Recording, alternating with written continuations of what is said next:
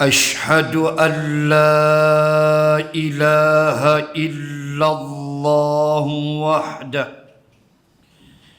لا شريك له وأشهد أن سيدنا محمدا عبده ورسوله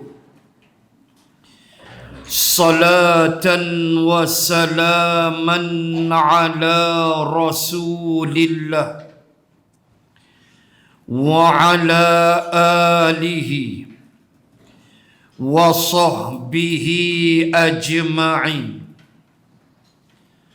سبحانك لا علم لنا إلا ما علمتنا إنك أنت العليم الحكيم بسم الله ما شاء الله لا حول ولا قوة إلا بالله العلي العظيم أما بعد أعوذ بالله من الشيطان الرجيم من عمل صالحا فلنفسه ومن أساء فعليها وما ربك بظلام للعبيد صدق الله العظيم. Ayat terakhir juzuk 24 Hamim Fussilat. Mafhumnya, barang siapa yang melakukan amal yang soleh, maka amal yang soleh itu falinafsih, adalah untuk dirinya sendiri. Wa man asa'a fa'alaiha, maka siapa yang melakukan kejahatan, dosa dan fahsya, fa'alaiha, maka tertimpalah ke atas dirinya sendiri. Wa ma rabbuka bidhallamin lil abid, dan Tuhanmu Allah tidak berlaku zalim kepada hambanya. Yang saya hormati Tuan Mudir Al-Ustaz Jafri, muslimin dan muslimat, semoga dirahmati Allah Subhanahu wa ta'ala. Kita sambung pada malam ini hadis al-khamisah, hadis yang kelima, di mana kita telah selesai membahaskan hadis yang keempat pada bulan yang lalu melalui studio 8 di rumah saya. Kita live FB bulan lepas, studio celah meja je pun. Kita habiskan bulan lepas hadis yang keempat di alam maya. Maka malam ni alhamdulillah kita bertalaki, bertemu wajah dan wajah untuk kita sambung hadis yang kelima, hadis yang panjang, dan kita akan lihat 5 pengajaran daripada hadis ini. Kita baca matan dan terjemahannya. Anil Irbad bin Sariyah radhiyallahu anhu qala wa'azana Rasulullah sallallahu alaihi wasallam yawman ba'da salatil ghadati maw'izatan balighah zarafat minhal uyun wa wajilat minhal qulub faqala ar-rajul inna hadhihi maw'izah muwaddi'in famadha ta'hadu ilayna ya Rasulullah. Qala sallallahu alaihi wasallam usikum bitaqwallahi was-sam'i wat-ta'ah wa in 'abdun habasyiyun fa innahu man ya'ish minkum yara ikhtilafan katsira wa iyyakum wa muhdatsatil umuri fa innaha dhalalah faman adraka dzalika minkum fa alaihi bisunnati wa sunnatil khulafa'ir rasyidin al-mahdiyyin addu 'alaiha bin nawajith rawahu Tirmidzi wa 'inda Abi Dawud wa iyyakum wa muhdatsatil umur fa inna kulla muhdatsatin bid'ah wa kullu bid'atin dhalalah.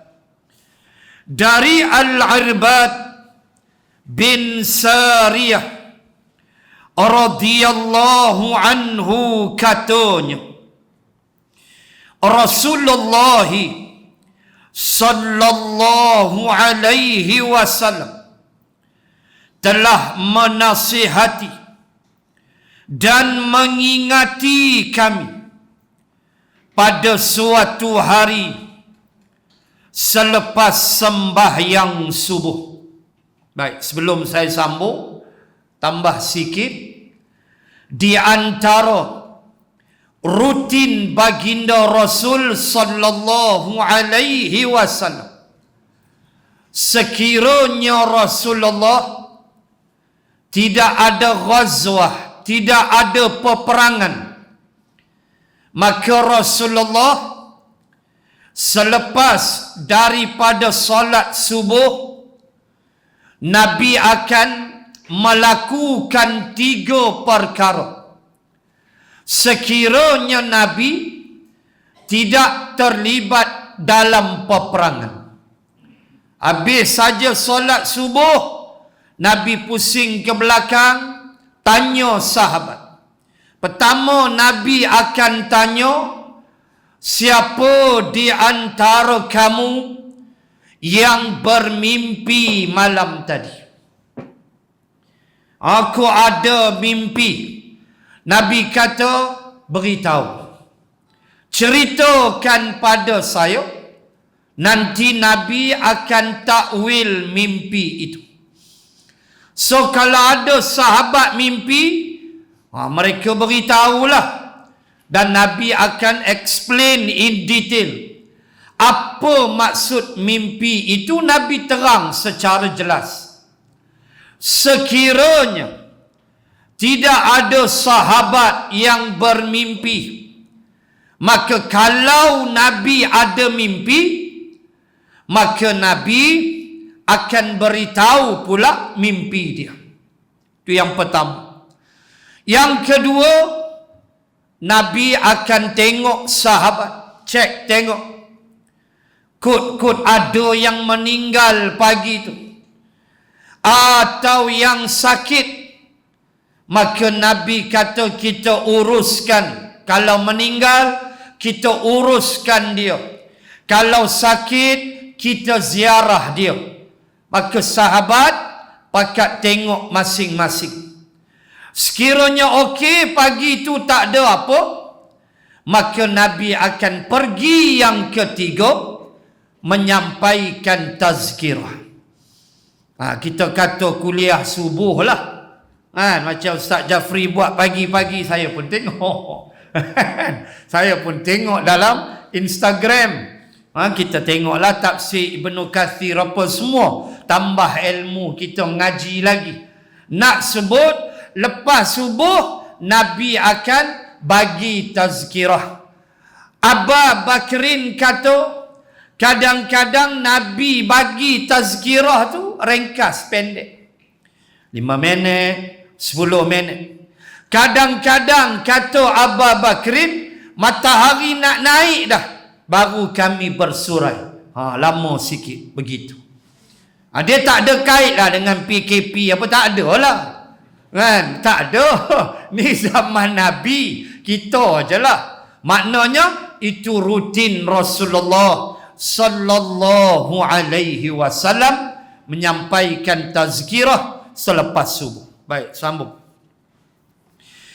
Dengan satu nasihat dan peringatan yang sangat-sangat mendalam dan berkesan, yang menjadikan pendengar-pendengarnya menitiskan air mata dan menjadikan hati mereka gerun gementar. Lalu berkatalah salah seorang lelaki di antara kami, sesungguhnya nasihat ini nasihat orang yang memberi selamat tinggal. Makna? Maksudnya sahabat merasakan seolah-olah macam Nabi ni bagi last nasihat. Begitulah perasaan tu, begitu. Itu maksud dia. Baik. Maka apakah pesanan yang Tuhan hendak pesankan kepada kami? Ya Rasulullah. Jangan baca Ya Rasulullah, sebab mula dengan Ya Munada. Apabila Ya Munada, maka harful lam mesti fathah, mesti bagi hatah. Ya Rasulullah. Tak boleh baca Ya Rasulullah, salah di sudut nahwu. Baik. Ya Rasulullah, apa dia pesanan, nasihat yang engkau nak beri kepada kami? Baginda sallallahu alaihi wasallam menjawab, aku berpesan kepada kamu dengan takwa kepada Allah dan mendengar serta taat kepada pemerintah kamu, sekalipun ia seorang hamba abdi bangsa Habasyi, yakni Afrika. Kerana sesungguhnya sesiapa di antara kamu yang hidup selepas aku akan melihat perselisihan yang banyak, dan dengan yang demikian berjaga-jagalah kamu, jauhkanlah diri dari perkara-perkara baru yang diada-adakan dalam agama, kerana sesungguhnya perkara-perkara itu adalah sesat. Oleh itu, sesiapa di antara kamu yang berada dalam zaman berlakunya yang demikian, maka hendaklah ia menurut jalanku dan jalan khalifah-khalifahku yang mendapat pimpinan lagi beroleh hidayah petunjuk. Berpegang teguhlah kamu kepadanya dengan seteguh-teguhnya. Hadis riwayat At-Tirmizi. Menurut hadis Abu Dawud, baginda bersabda, dan berjaga-jagalah kamu, jauhkanlah diri dari perkara-perkara baharu yang diada-adakan dalam agama, kerana sesungguhnya tiap-tiap perkara yang diada-adakan itu adalah bid'ah, dan tiap-tiap bid'ah itu adalah sesat. Baik, hadis yang kelima ini mengandungi pertama, Rasulullah sallallahu alaihi wasallam seorang ahli pidato yang amat bijaksana. Dua, dalam pidato-pidatonya kerap kali baginda berpesan supaya bertakwa daripada terkena kemurkaan Allah. Tiga, orang-orang Islam diwajibkan taat kepada pemerintah dengan tidak memandang kepada asal keturunannya.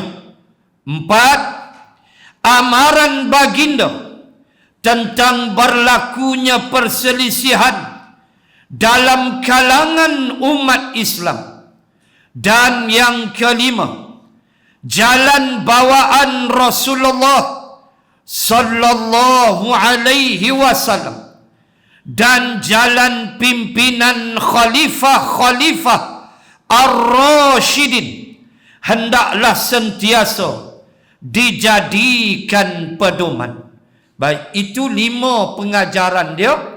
Sekarang kita mula hurai pengajaran yang pertama, iaitu Rasulullah sallallahu alaihi wasallam seorang ahli pidato yang amat bijaksana. Sebagai seorang rasul yang terpilih, yang sentiasa mendapat pimpinan dari Allah Subhanahu wa ta'ala melalui malaikat Jibril alaihi salam. Baik, pengajaran pertama daripada hadis yang kelima ini di bawah tajuk Rasulullah sallallahu alaihi wasallam adalah ahli pidato yang bijaksana. Maka telah kita sebut perbahasannya secara muqaddimah sebentar tadi, bahawa baginda Rasul sallallahu alaihi wasallam adalah rasul yang dipilih oleh Allah. Ini kena faham dulu. Allah yang memilih insan, nama dia Muhammad bin Abdillah sallallahu alaihi wasallam, menjadi rasul akhir zaman. Bukan Nabi ndak jadi rasul, tak ada.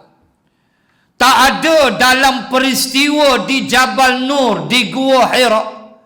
Tak ada pada impian Nabi. Jibril nak datang, nak peluk dia. Dia tak pernah fikir. Dan dia tak pernah nak tahu bahawa dia bakal menjadi rasul.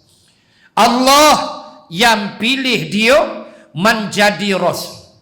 Dan sering kita sebut, apabila pilihan Allah Subhanahu wa ta'ala maka sudah tentulah pilihan ini pilihan yang amat terbaik.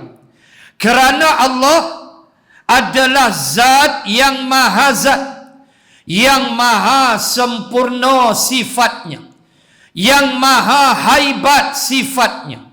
Tentulah Allah Ta'ala tak buat perkara secara sembrono, mustahil di sisi Allah.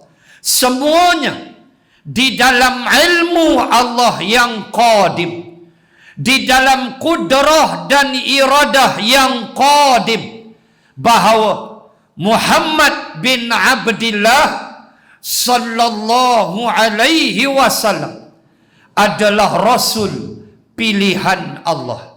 Bukan sembrono begitu, penuh dengan hikmah di dalam ilmu, kudrah dan iradah Allah.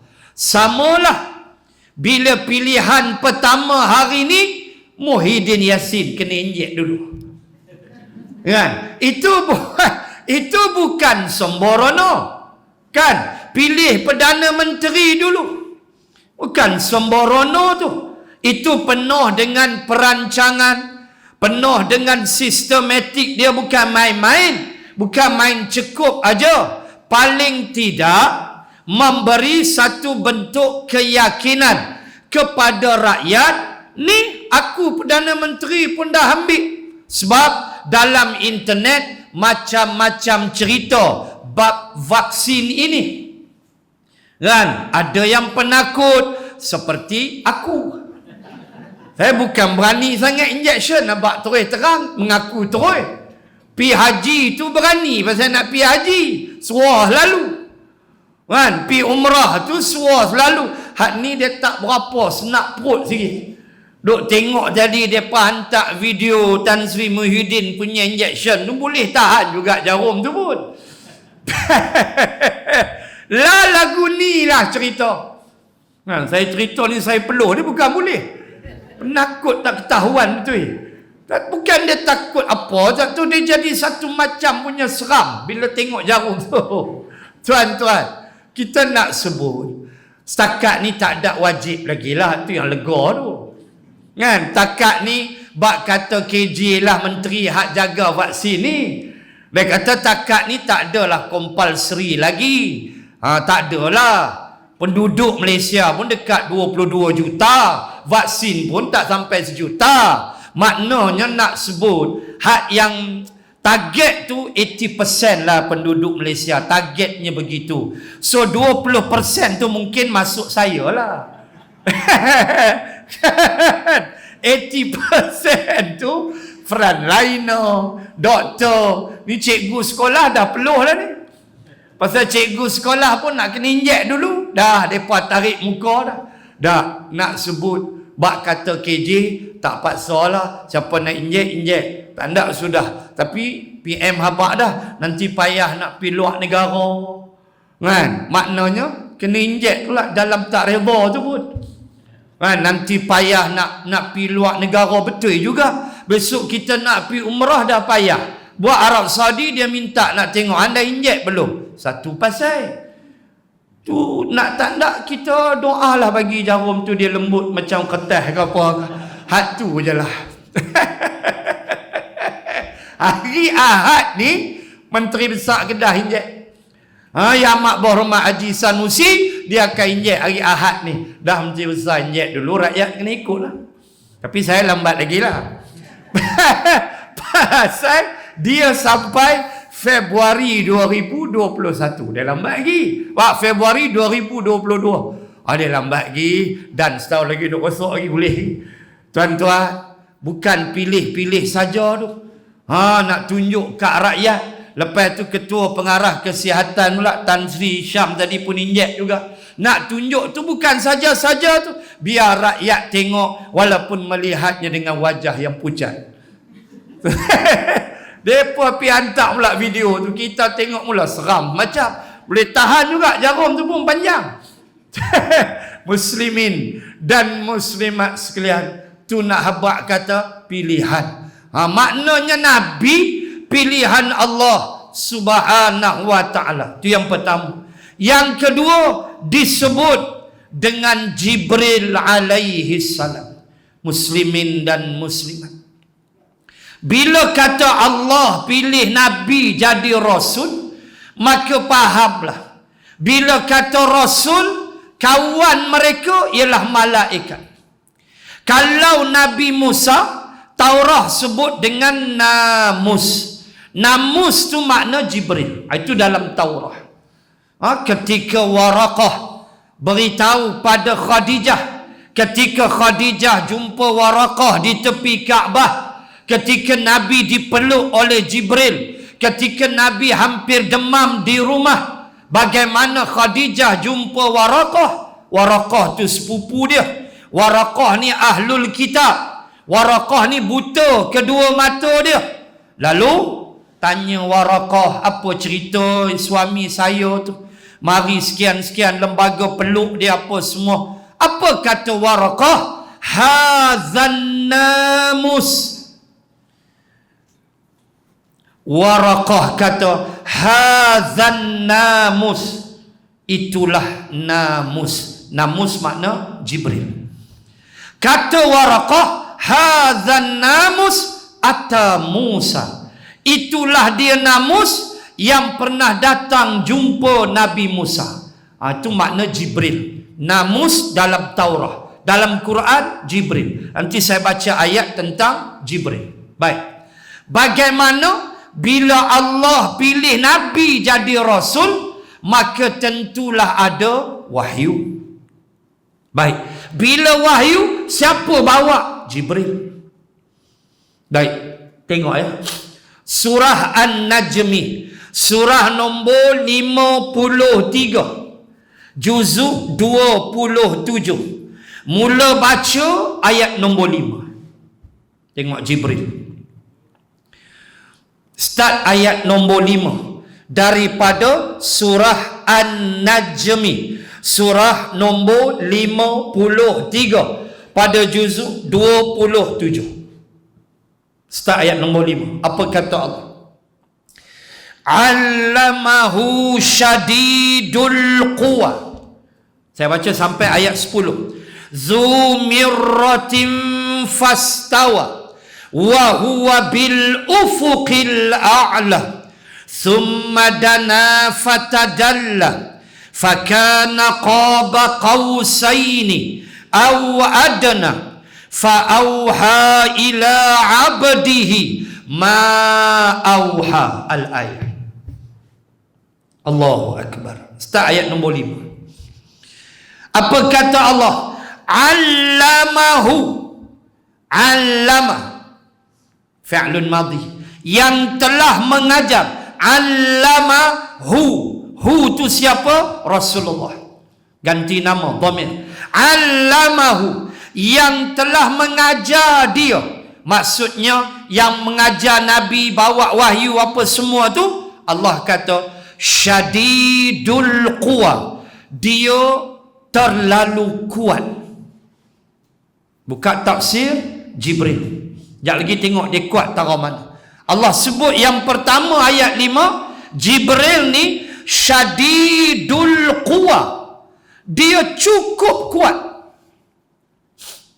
Syadidul quwa. Syadid makna terlampau. Al-quwa, quwa makna kuat. Syadidul quwa. Dia terlampau kuat. Baik, sambung ayat. Dzu mirratin fastawa wa huwa bil ufuqil a'la. Kuat dia tara mana? Dia berada di suatu tempat yang Allah Ta'ala sebut fastawa. Di atas tu, istawa. Di atas. Allah sebut dengan ufuqil a'la. Ufuk yang tinggi. Dalam Quran, ufuk ada dua. Satu ufuqil a'la, satu ufuqil adna atau ufuqil mubin. Dua saja. Pertama, ufuk yang tinggi, di atas. Yang kedua, ufuqil adna, ufuk yang dekat. Adna, itu yang datang kalimah dunia. Adna dunia. Dunia makna dekat, akhirat makna jauh. Dana, adna, dunia, dekat. Ufuqil adna, ufuk yang dekat. Dinamakan juga ufuqil mubin, ufuk yang nyata. Yang ni jap lagi kita tengok ayat.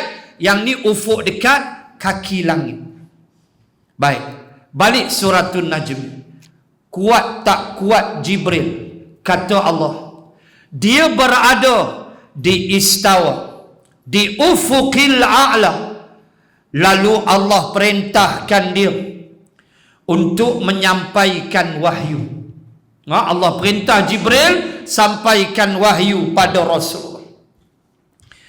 Baik, dia pun turun daripada ufuk yang tinggi di istawa tu, bawah pada arasy lagi. Istawa punya lepas 7 petala langit. Bila Allah kata bawa wahyu, tengok ayat tu. Summa dana fatadalla, kemudian dia menjadi dekat dengan Nabi. Allah kata turunnya sampai dah depan Nabi. Itu dia, kuat tak kuat, laju tak laju, terus dia berada di hadapan Nabi. Allah beritahu pula berapa jarak dia dengan Nabi. Ayat seterusnya, fakana qaba qausaini aw adna. Dia telah berada di hadapan Nabi. Allah sebut dengan qausaini, dengan jarak qausaini, atau kata orang Melayunya 2 busur anak panah. Qausaini, 1 busur, 2 busur, makna tak jauh dah, dekat dah dengan Nabi. Sudah ada depan Nabi pada jarak qausaini. Daripada ufuk tinggi tadi, daripada istawa tadi, Allah kata turun, dia pun sampai. Allahu Akbar, laju mana tak terbayang. Sampai itu pula dia berada depan Nabi, jarak dia qausaini, 2 busur anak panah, au adna, atau lagi dekat. Dah beradab dengan Nabi dah, lutut ke lutut. Subhanallah. Tu dia Jibril. Kuat dia, tu teman Nabi. Tuan-tuan muslimin muslimat, jangan lupa bulan haram, bulan Rajab ni Isra dan Mi'raj. Siapa teman Nabi? Jibril. Allahu Akbar. Tuan-tuan muslimin muslimat, kita usik sikit Isra dan Mi'raj. Bagaimana Allah nak ajar kita, ada benda yang akal boleh fikir kemudian terima, ada benda akal tak boleh fikir dah tapi kena terima. Kena faham. Dalam hidup kita pun ada benda kita tak payah nak tengok dah, tak payah nak fikir dah, tapi kita terima. Seperti current elektrik yang mengalir, dalilnya kipas berpusing. Sudahlah, tu dalil dia. Kita pun terima. Switch on the light, aircon dan sebagainya, tak ada masalah. Nampak tak current tu? Tak. Nampak tak elektrik tu? Tak nampak. Tetapi yang kita tahu, menyala lampu, berpusing kipas, tandanya current ada. Bila tak ada current, bergelap, kipas pun berhenti. Nak sebutnya, ada benda kita kena terima terus. Isra dan Mi'raj, subhanallah. Isra dan Mi'raj. Pertama, muslimin muslimat, sebelum saya sentuh Jibril, tolong ingat sama bahawa Allah Ta'ala tunjuk keagungan, kehebatannya. Aku ni maha gagah, aku ni maha perkasa, kamu tak boleh lawan aku. Mana dia? Persoalannya, Allah tidak menyebut lailatan asra bi abdihi. Allah tak sebut lailatan, tapi Allah sebut lailan. Ini bahasa Arab. Situ kita nampak dah Allah punya maha gagah. Apa beza lailatan dengan lailan? Kalau sekali kita bahas lailatan makna malam, lailan pun malam. Tetapi ada tak beza? Ada. Bila kita sebut lailatan, ni bahasa Arab, bab tu kena belajar bahasa Arab. Saya belajar bahasa Arab lama dulu, Masya Allah. Guru saya Syekh Badaruddin nama dia, ajar saya bahasa Arab. Kami duduk dalam kelas Arab. Nak sebut apa, bila tak ada bahasa Arab, kita payah nak faham Quran. Contoh saya sebut dalam Quran, sebelum saya sebut Lailah dengan Lailan. Dalam Quran kan ada 4 istilah manusia. Ada An-Nas, ada Al-Insan, ada Khalifah. Kemudian ada satu lagi istilah Al-Insan, An-Nas, Khalifah, dan satu lagi. Ada 4 istilah di dalam Al-Quran. Empat ni dia tak sama, walaupun makna dia manusia. An-Nas pun manusia, Al-Insan pun manusia, Khalifah pun manusia, Bashar satu lagi, Bashar pun manusia. Tapi empat dia makna tak sama di sudut bahasa Arab. Baik. Bila Allah sebut asra bi abdihi lailan dengan tidak menyebut lailatan, maknanya cukup besar. Kalau lailatan start maghrib tadi, masuk saja maghrib, Allah Ta'ala bersumpah dengan mega merah. Allah Ta'ala sebut bagaimana bisyafaq, Allah bersumpah dengan mega merah maghrib. Masuk saja maghrib sampai subuh pagi besok, itu kita panggil lailatan, malam. Itu dia panggil start maghrib sampai pagi besok subuh, masuk fajar sadiq, masuk subuh, itu kita panggil lailatan. Maknanya sepanjang malam, start maghrib ni sampai besok, itu lailatan. Allah sebut asra bi abdihi lailan. Tak sebut lailatan, dia sebut lailan. Apa makna lailan? Secebis dari malam, bukan sebahagian. Kalau sebahagian, min, mesti ada harfun min, isim majrur, harfun jar, min. Kalau sebahagian malam, mesti Allah sebut asra bi abdihim minal lail. Tapi ma fi harfun min fi hadhihi al-ayah. Tak ada, ma fi harfun min. Tak ada kalimah min, tak ada. Pada ayat itu tidak ada. Ma fi, tak ada. Yang Allah sebut laila, asra bi abdihi lailan. Tidak ada min.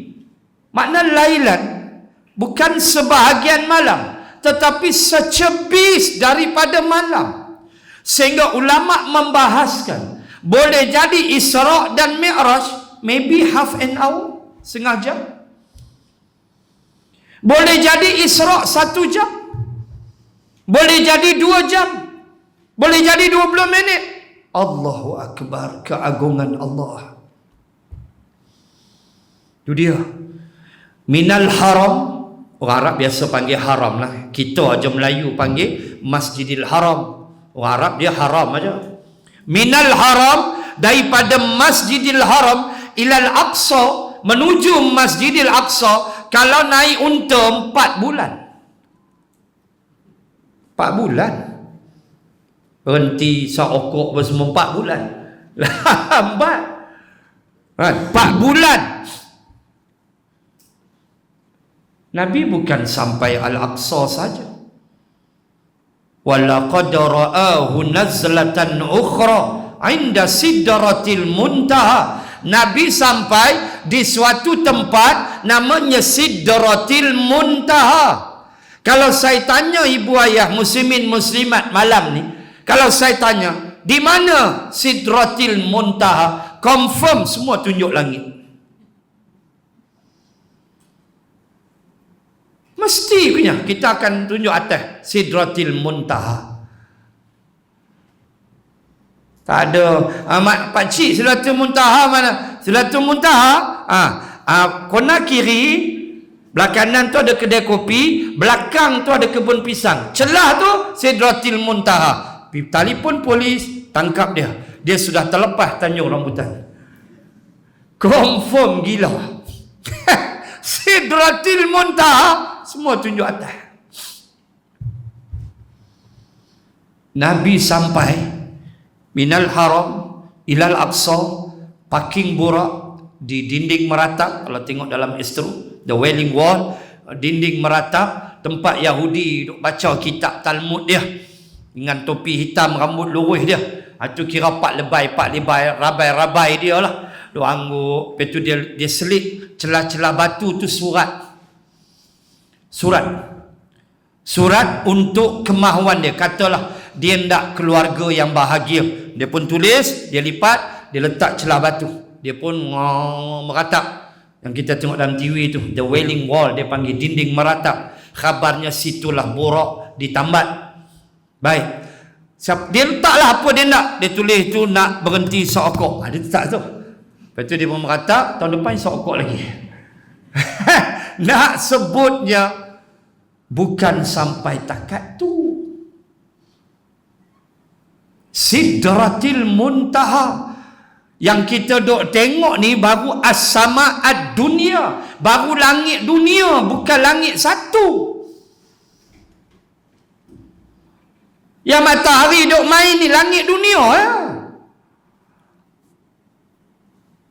Nabi langit 1, 2, 3, 4, 5, 6, 7 inda Sidratil Muntaha. Lepas tu Nabi sampai di Sidratil Muntaha. Kalau kita pecah dua, Sidrah Al-Muntaha. Sidrah satu, Al-Muntaha satu. Apa makna? Sidrah makna sidir, pohon sidir. Kalau tafsir dia sebut pohon bidara. Pohon bidara, sidir, sidrah. Sidrah Al-Muntaha. Apa makna Al-Muntaha? Senang. Kita dulu kecil-kecil sukan sekolah kan, sukan lari 100 meter, tiup belon bulat biji mata, nak bagi pecah belon. Ingat lagi zaman sekolah kita dulu, orang duk tengok tolong gelak kat kita, pecah belon tu merah muka. Lepas tu lari 100 meter, kita lari, kita sampai garisan penamat tu, sampai cecah tali tu kan, tu dia panggil garisan penamat. Lepas tu nak kena lari dah, tak payah dah, tu dia panggil garisan penamat. Arab kata Al-Muntaha. Lepas tu dapatlah hadiah, tapuai pungkok dia ekor buaya putih kan. Kita zaman kita dulu hadiah. Iya, berlambat. Saya dulu 100 meter dengan 4 time 1, 4 kali 100 sukan. Saya masuk yang tu. 400 meter pun saya masuk, tapi saya kalah. 400 meter saya kalah, 400 saya kalah, 100 saya menang, 4 kali 100 saya menang. Sebab itu Usain Bolt belajar dengan saya lah. Tuan, kita lari tu dapat hadiah. Tapuai ya, mana ada medal sampai macam lah. Tapuai bodoh dia, guru besar bagi. Guru besar pun surat pendek dulu. Tahun 60-an tu. Tahun 70-an. Allahu Rabbi. Hadiah tapuai, belakang, bawah dia tu buaya ekor putih. Hatu bangga bawa balik. Tapuai nasi, tapuai ayak, boh dekat arwah mak, dia pergi simpan atas almari, tak keluar-keluar lagi dah. Orang tua-tua kan suka simpan duduk dalam almari apa semua. Arab kata garisan penamat tu Al-Muntaha. Hang sampai situ, hang tak payah lari dah, penghabis. Baik, Allah kata apa? Ainda Sidratil Muntaha. Nabi sampai di satu tempat, nama dia Sidrah Al-Muntaha. Satu pokok dipanggil pohon bidara. Itulah last. Selepas itu ialah Arash. Lepas tu tak ada apa dah. Arash Allah. Itu yang Nabi bergerak daripada situ ke seorangan. Jibril tak boleh pergi. Jibril takat Sidratil Muntaha je. Lepas tu Nabi naik menghadap Allah. Nabi melalui 50,000 hijab. Allahu Akbar. 50,000 hijab baru lepas Nabi seorang Allah angkat. Allahu Rabbi. Maknanya jauh tak Nabi pi, punya jauh Sidratil Muntaha, pohon yang penghabis. Lepas tu Arash tak ada dah. Lama mana? Lailan, satu malam. Tak sampai semalam pun. Mungkin 2 jam, mungkin 20 minit, mungkin setengah jam. Itulah Isra dan Mi'raj. Keagungan Allah Subhanahu wa ta'ala. Nabi pi tu dengan 2 makhluk, tak pi seorang. Nabi ada kenderaan, nama dia Buraq. Gelar dia tu Buraq. Orang Melayu dia selalu sebut Nabi naik Buraq, Nabi naik Buraq, sampai ada stesen minyak nama dia Buraq Oil. Kan? Buraq Oil ni gambar kuda ada sayap. Tah lagu mana depa duk fikir tak tahu. Dalam hadis Bukhari, Nabi kata Buraq ni dia besar sikit daripada kaldai, kecil sikit daripada himar. Tu aja. Kaldai lain, himar lain. Kalau kita pergi negara Arab boleh tengoklah di Mesir, boleh tengok himar, kaldai. Maknanya kita bayang kaldai sudahlah. Begitu. Orang duk ingat nama dia Buraq, salah. Gelar dia Buraq sebab Buraq ba ra qaf daripada kalimah barqun. Barqun cakap Melayu kilat. Kan dalam Al-Baqarah ada ayat yakadul barqu yakhtafu absarahum. Kan ada ayat tentang kilat dipanggil dengan barqun, bukan nama dia Buraq. Dia laju macam kilat. Tu dia panggil Buraq. Sebab kelajuan dia seperti kilat. Kilat laju dah. Allahu Akbar. Hujan gerimis tengah hari pukul 12 pi main bola tengok. Waktu tu tengah kilat sabung menyabung. 12 tengah hari pi padang. Nak tengok dia laju tak laju, syarat sediakan kafan secukup rasa. Pergilah kau main, nak tengok dia tembak lagu mana. Baru je hangui dah. Lajunya kilat. Maka dia digelar Buraq. Bukan nama binatang tu Buraq. Kita salah tafsir begitu. Buraq daripada kalimah barqun. Dia laju macam kilat. Macam mana nak bayang? Dalam hadis Nabi kata dalam Bukhari, Buraq ni dia sepak kaki belakang dia tendang aja, Nabi akan pergi sejauh mata memandang. Sekali tendang. Allah ada sayap bersama dengan Jibril. Dia tendang tu sejauh mata memandang. Jauh mata memandang ni kalau kita berdiri tepi pantai, kan kita tengok lengkung langit tu. Itulah sejauh mata memandang. Jauh mana tu? Sekali tendang kan? Allahu Rabbi punya laju. Ditambah Nabi juga bersama Jibril. Ni kalau kita nak bahas di sudut ilmu sains dan teknologi, kita boleh bahas. Kita beriman pada Allah. Okey, itu yang pertama. Tak payah kaji pun tak apa. Allah kata lailan lah. Kita terima, tu iman. Tetapi tidak ada masalah untuk kita berbahas di sudut sains dan teknologi. Kepantasan apa yang kita sebut. Buraq tu laju, kilat. Lepas tu Jibril ikut sama. Jibril tu apa? Malaikat. Malaikat daripada apa? Cahaya. Cahaya laju tak? Laju. Berapa kelajuan cahaya? 300,000 kilometer sesaat. 300,000 kilometer sesaat. Bukan seminit, bukan per minit. 300,000 kilometer. Saya belajar engineering dulu. Benda ni lah kami duk belajar. Kelajuan cahaya.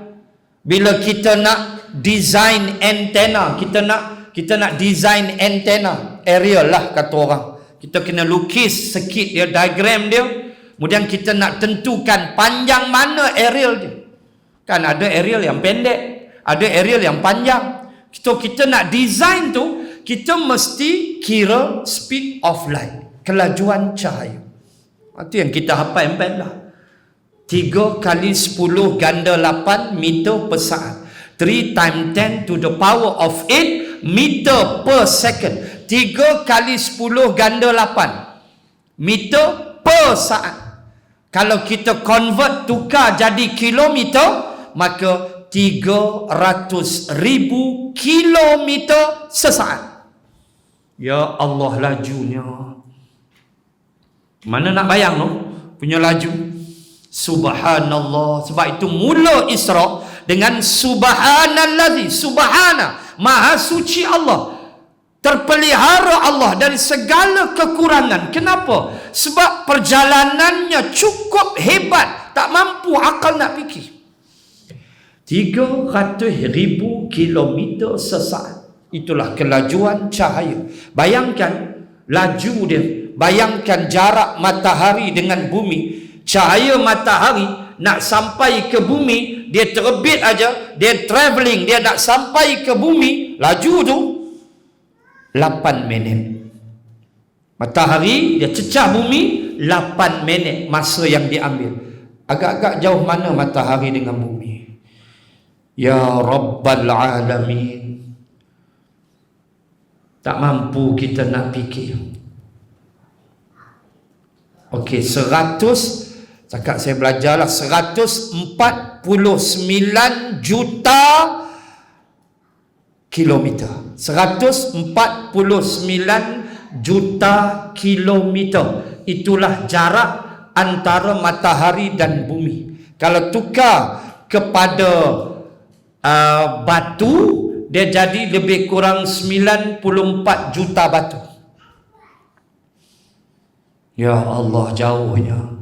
8 minit masa yang cahaya matahari ambil untuk sampai ke bumi. Dahlah laju 8 minit pula. Maknanya jarak bumi dengan matahari terlalu jauh. Subhanallah. Allah letak wasyamsu tajri li mustaqar. Cantik matahari duduk situ. La tasjudu li syamsi. Jangan kamu sembah matahari. Wasjudu lillah. Sembahlah Allah. Kata ulama, kata saintis Islam, tu matahari yang kita duk tengok ni, kalau Allah anjakkan sedikit 1 inci ke depan, penduduk bumi menjadi beku. Kalau Allah tarik sikit ke belakang 1 inci, penduduk bumi mati kepanasan. Terlampau dekat. Allah letak tu ngam-ngam. Subhanallah, ngam-ngam Allah Ta'ala letak. Tak ada depan sinci, belakang sinci, tak terbakar, beku kita. Dua tu Tapi elok kita bakar rokok kita steady ya. Tuan-tuan, muslimin dan muslimat, begitulah bumi. Bumi ada graviti tak? Ada. Sebab tu kita boleh berjalan. Kenapa? Di angkasa terapung-apung, sebab tak ada graviti. Bumi ada graviti. Berapa bacaan graviti bumi? 9.81. Itulah nilai graviti bumi. 9.81. Kata saintis Islam, kalau Allah tambah lagi jadi 9.9 contoh, kita akan disedut masuk ke dalam bumi. Kalau kurang 9.6, 9.5, kita akan melayang-layang di udara. Allah, apa tu? Kasihnya Allah. Ngam-ngam dia buat untuk makhluk dia nama manusia. Tapi manusia kufur kepada Allah. Manusia tak hendak semayang. Manusia berniaga, dapat rezeki, jual goreng pisang, jual durian, jual tu, tak hendak semayang. Manusia kufur kepada Allah. Allah buat elok bumi ngam-ngam graviti. Allah buat matahari ngam-ngam, tapi kufur kepada Allah. Mereka jadi insan yang takut untuk kena injek. Musyrik. Muslimat sekalian, hampa jangan gelak kat aku, hampa pun sama. Muslimin dan muslimat sekalian, tu kita nak sebut kehaibatan Isra dan Mi'raj. Nak sebut apa? Jibril. Dahlah dia cahaya, Jibril pula ada sayap. Jibril ada 600 sayap. Allahu Akbar. Maka bila Allah kata lailan, iman terima, akidah terima, sains pun terima. Pergerakan cahaya mendatar, pergerakan cahaya boleh menegak. Kita belajar sains basic. Cahaya boleh bergerak mendatar, paksi X. Cahaya boleh travelling menegak, paksi Y. X dan Y. Itu asas kita belajar. Maka Jibril cahaya. Subhanallah. Tok sahiran. Ini kerja Allah Subhanahu wa ta'ala. Baik. Itu Jibril. Sambung sikit.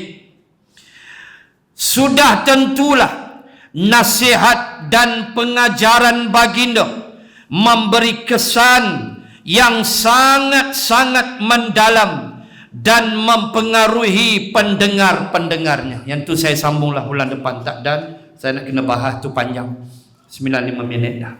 Nak sebut secara muqaddimah, kita membaca hadis yang kelima, bagaimana kita masih membahaskan baru pengajaran yang pertama, itulah Rasulullah, seorang ahli pidato yang amat bijaksana. So kita nanti sambung bulan depan, sebelum kita break untuk Ramadan Al-Mubarak. Ada satu tazkirah lagi bulan depan, insya-Allah.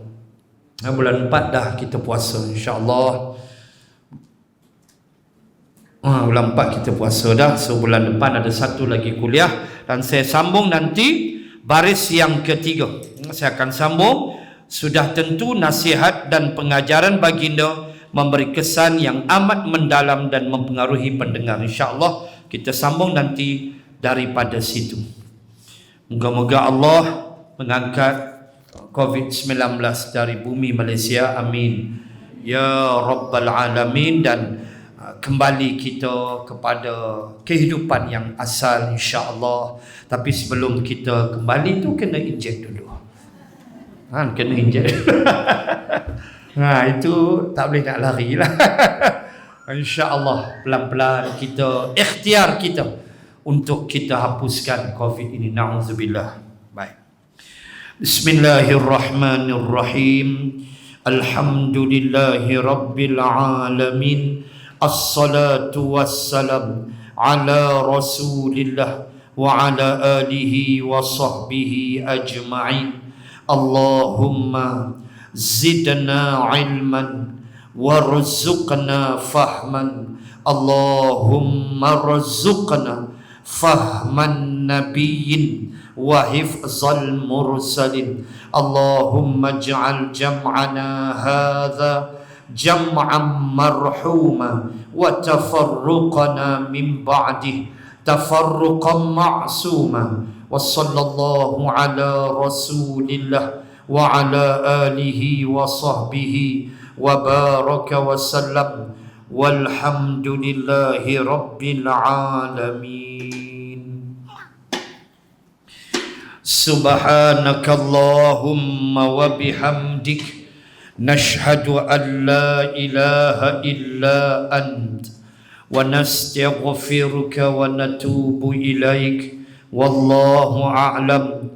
Assalamu alaikum warahmatullahi wabarakatuh.